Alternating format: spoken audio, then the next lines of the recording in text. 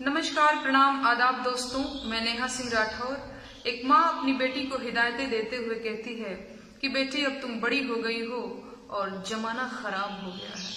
माँ के भाव क्या हैं कि अब तू भइलु सयानी कारा जनमन मानी बिटिया हऊ जनानी बिटिया।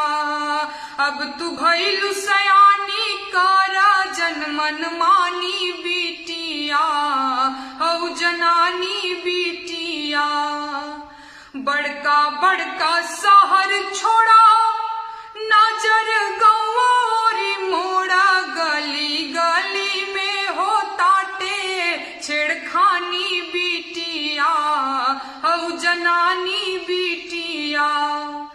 पेनिहा सूट सलवार रखिहा ओढ़नी कपार। पेनिहा सूट सलवार रखिहा ओढ़नी कपार की किरण डूबते ना लंघी दलानी बिटिया हऊ जनानी बिटिया।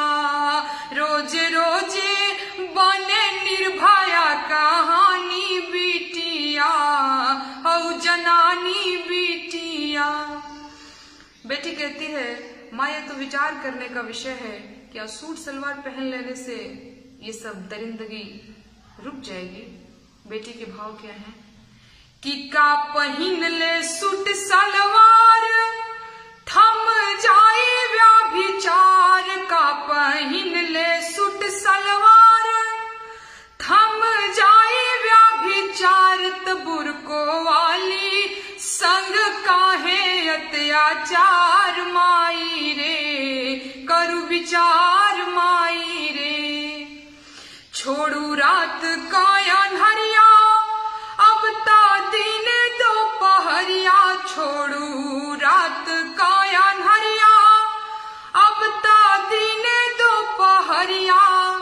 होखे देहिया के संगे चिरफार माई रे करु विचार माई रे। गिरल नजरी का पानी आग लागे रे मर्दानी। गिरल नजरी का पानी आग लागे रे मर्दानी।